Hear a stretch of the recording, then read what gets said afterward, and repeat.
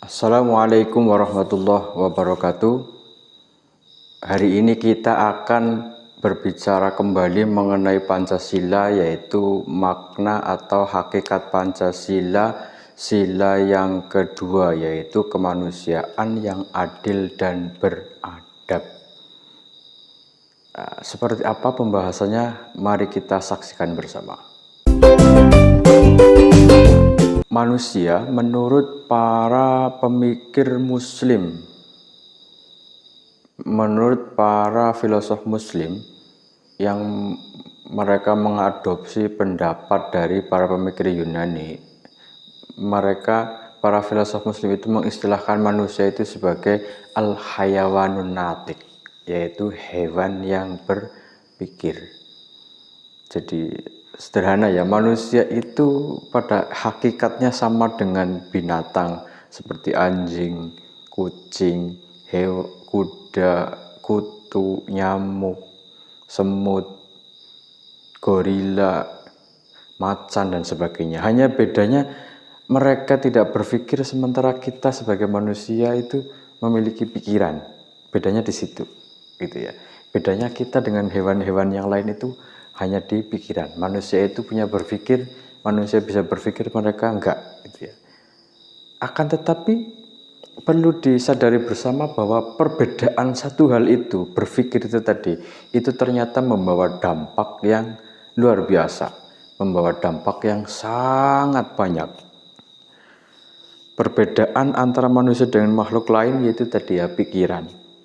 Dan pikiran itu yang kemudian menjadikan manusia mampu berbuat adil dan berperadaban.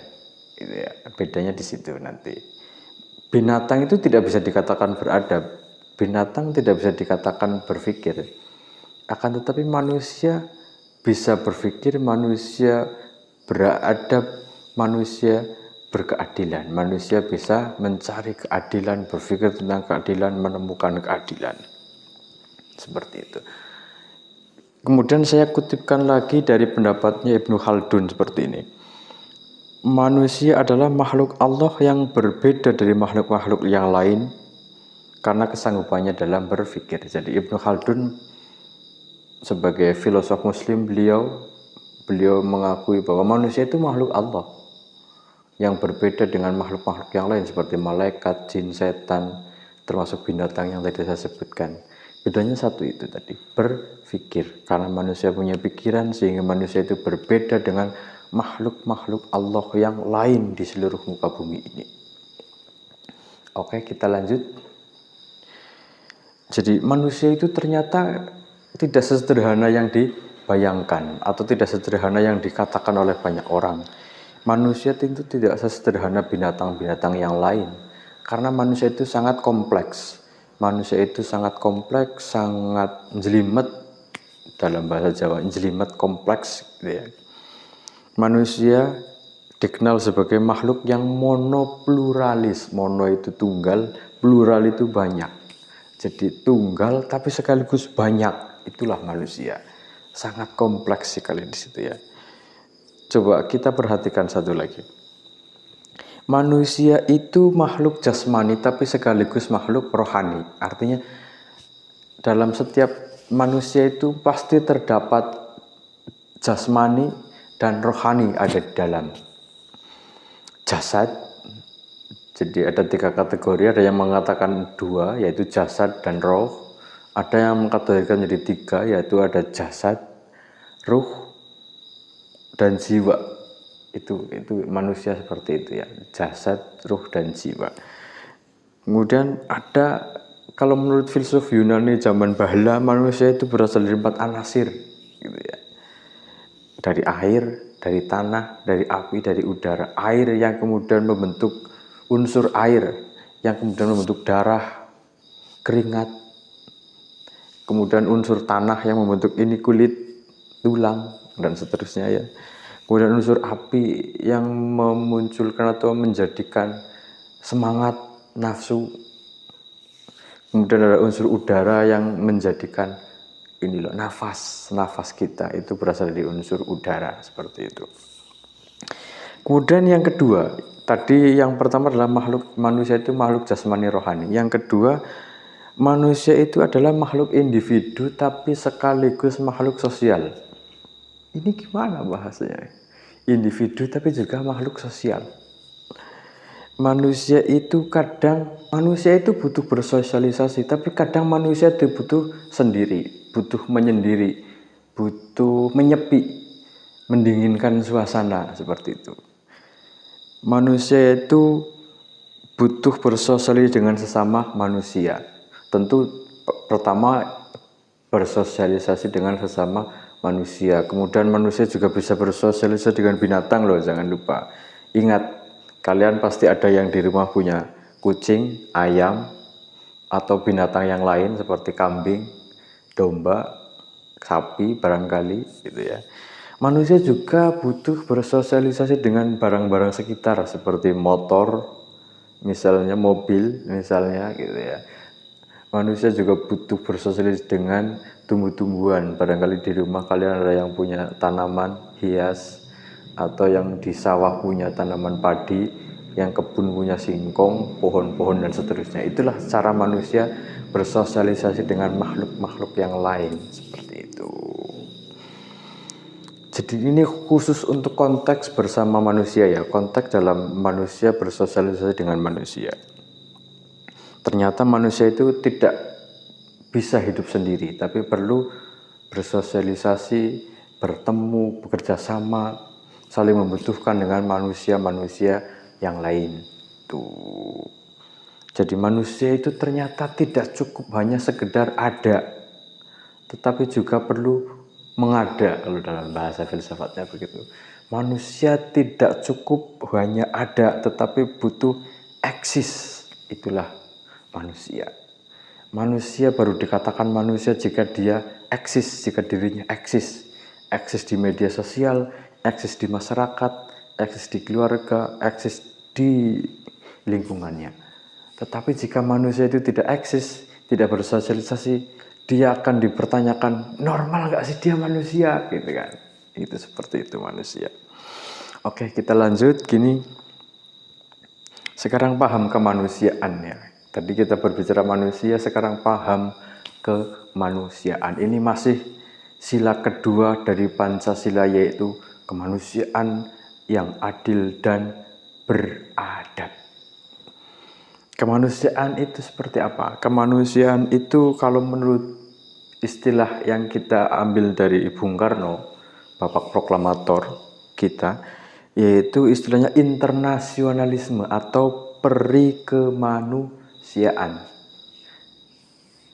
Gitu ya, perikemanusiaan atau istilahnya internasionalisme, atau istilah Belandanya menselijkheid. Ini kutipannya seperti itu. Menselijkheid, kurang lebih begitu ya cara bacanya. Nanti silahkan dicek sendiri di Google atau di Google Translate bisa. Kemudian istilah lain kemanusiaan atau perikemanusiaan ini juga istilah lainnya humanisme, human, dari berasal dari kata human, manusia, menjadi paham humanisme atau humanisme, yaitu paham yang menjunjung tinggi martabat manusia. Itu ya. Kemudian kita flashback lagi ke belakang, ada Konfusius. Konfusius itu seorang tokoh dari Cina klasik. Gitu ya. Bisa dikatakan beliau adalah nabinya orang Tionghoa atau Konghucu. Beliau pernah menyampaikan ajaran yang sangat penting dalam kemanusiaan, yang dibagi menjadi dua, yaitu Chung dan Su. Yang pertama, Chung itu tadi, jika kamu suka ketika ada orang lain berbuat baik kepadamu, maka berbuat baiklah kamu kepada orang lain.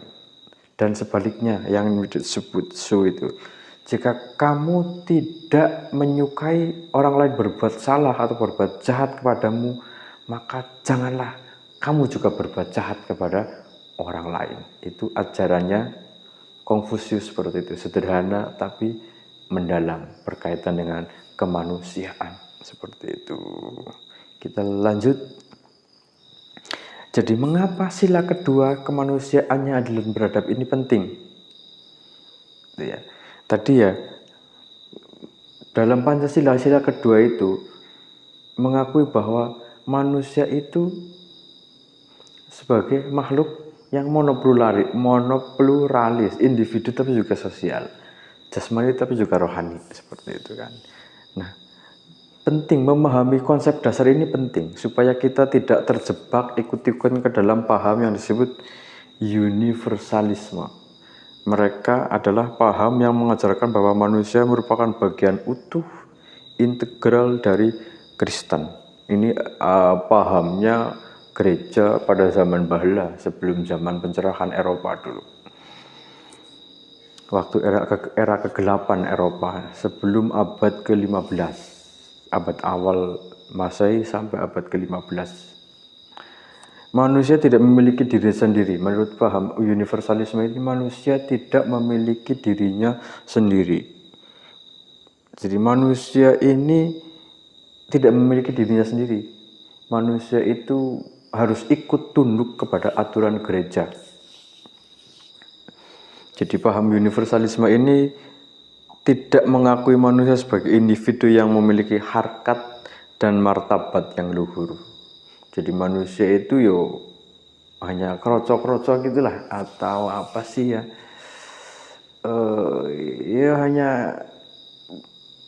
Hanya pion-pion kecil yang harus manut, harus mengikuti satu aturan utuh. Kalau tidak, manusia akan tercerai-berai seperti itu. Jadi dalam universalisme ini tidak ada penghargaan terhadap hak individu manusia. Manusia harus sama, harus seragam, harus manut semua, seperti itu ya. Itu universalisme seperti itu. Kemudian sebaliknya setelah zaman Aufklärung atau pencerahan tadi, setelah keruntuhan gereja di Eropa dulu, muncullah paham-paham yang menentang universalisme itu, hingga muncullah paham yang disebut kebalikannya, antroposentrisme. Manusia dipandang sebagai ukuran segala sesuatu.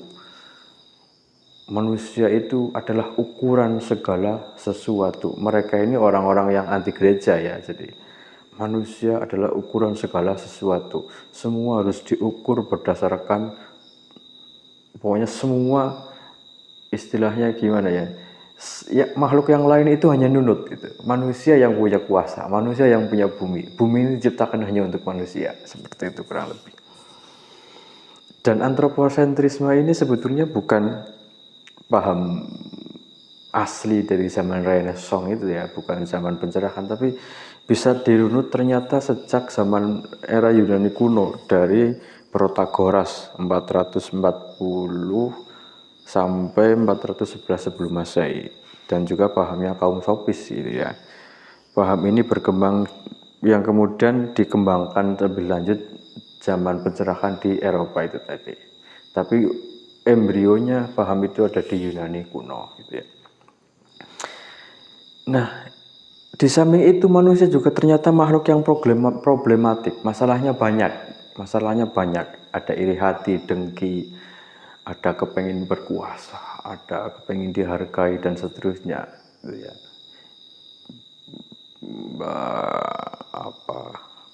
Potensi-potensi seperti itu yang meletup-letup tadi itu ya harus diatur sedemikian rupa sehingga tataran masyarakat itu berjalan dengan lancar, baik, seperti itu. Itulah pentingnya dari sila kedua Pancasila, kemanusiaan yang adil dan beradab. Nah, sekarang kita makna sila kedua itu bagaimana? Menurut Sirajuddin Ali, beliau menyampaikan bahwa kemanusiaan yang adil dan beradab merupakan prinsip yang hendak memposisikan manusia, dalam arti di sini bangsa Indonesia, pada posisi tertingginya sebagai makhluk Allah, gitu ya, pada posisi tertingginya sebagai makhluk Allah, sehingga menjadi bangsa yang bermartabat di mata dunia internasional, seperti itu. Kemudian kalau menurut Mustafa Kemal Pasha, Jadi sila kedua dari Pancasila, kemanusiaan yang adil dan beradab tadi, mencerminkan keyakinan bangsa Indonesia terhadap hakikat sifat manusia sebagai makhluk sosial. Makhluk yang bersosialisasi dengan sesama manusia, makhluk yang bersosialisasi dengan sesama makhluk, dengan makhluk-makhluk yang lain, termasuk tumbuhan, hewan, benda-benda, dan seterusnya tadi sudah saya sampaikan. Kemudian lebih detailnya gimana atau arti selanjutnya bagaimana? Jelasnya bagaimana? Jadi ya, kemanusiaan yang adil dan beradab, kok kemanusiaan dikaitkan dengan adil dan beradab seperti itu. Jadi kalau adil ini atau keadilan itu upaya, diartikan sebagai upaya menempatkan sesuatu pada tempat yang sebenar-benarnya. Jadi kalau sedikit saja melenceng pasti tidak adil, sedikit melenceng pasti salah atau tidak adil tadi ya. Sementara adab ini dikaitkan dengan adab atau moral atau etika, etiket atau tata krama sopan santun, seperti aturan moral seperti itu ya. Jadi kemanusiaan yang adil dan beradab ini artinya bahwa manusia Indonesia adalah orang-orang yang menghormati kewajiban dan hak-hak orang lain. Kewajibannya sendiri juga diketahui, dihormati, juga hak-hak orang lain juga dihormati. Sehingga tidak sewenang-wenang ketika menuruti keinginannya sendiri atau keinginan golongannya sendiri. Itulah makna terdalam dari sila kedua Pancasila, yaitu kemanusiaan yang adil dan beradab. Jadi manusia Indonesia itu dipandang sebagai manusia yang menghormati atau mengetahui dan menghormati kewajibannya sendiri, kemudian hak-hak orang lain, sehingga tidak sewenang-wenang ketika berbuat, ketika menyampaikan sesuatu, ketika melampiaskan keinginannya itu tidak sewenang-wenang. Mengikuti tata aturan yang ada, menghargai hukum yang berlaku di negara kita. Intinya itu. Nah, sekarang hubungan antara sila pertama Pancasila dan sila kedua Pancasila itu apa? Sila pertama yaitu ketuhanan yang Maha Esa, sila kedua kemanusiaan yang adil dan beradab. Hubungannya seperti apa? Atau benang merahnya di mana ya? Benang merahnya seperti apa? Kalau sila pertama Pancasila itu menggambarkan hakikat manusia sebagai makhluk Tuhan atau makhluk Allah. Tapi kalau jadi sila pertama Pancasila ini menggambarkan manusia sebagai makhluk, hakikat manusia sebagai makhluk Allah yang Maha Esa.